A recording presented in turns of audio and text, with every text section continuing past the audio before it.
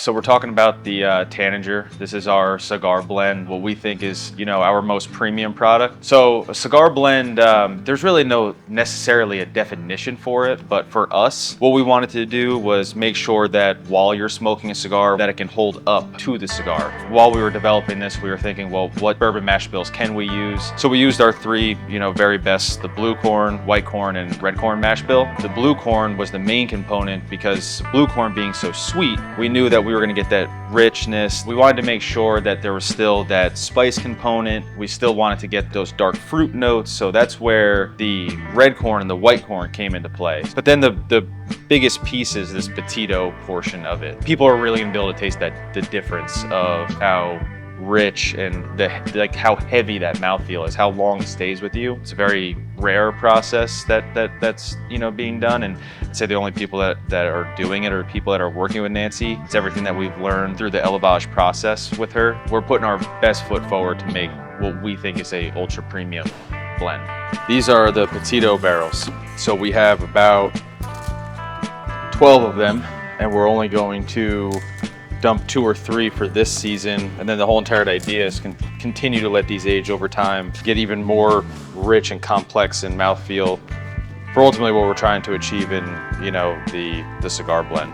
Something just being having a super long finish, really well rounded on the palate, so when you're smoking a cigar it could hold up to it. So petite is flip-flop with slow water reduction, where you're adding water into a whiskey barrel or bourbon barrel.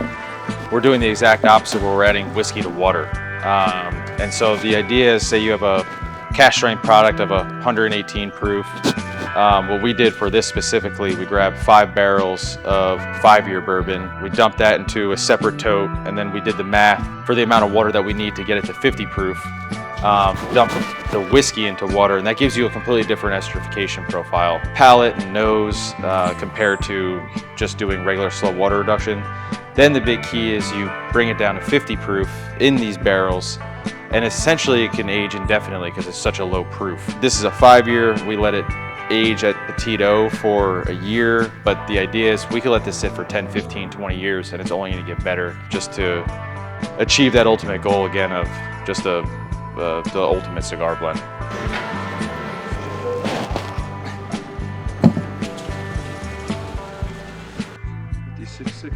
Went up. That's crazy. Yeah. 6 proof points in a year?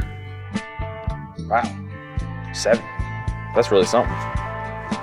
Yeah, so we did the initial just regular slow water reduction process on these for the past 6 months. And then we stopped it right around 108, 110, just depending on the barrel, where it was stacked. And then the goal is the final proof on the Tanager will be 106 proof. So the idea here is bring it down a little bit, let it sit for a month, but we don't want to overshoot it. So the bottling team will finish the proofing in tank, and then let it sit for about 2 weeks in tank. And then we'll proof it down to 106 and bottle it.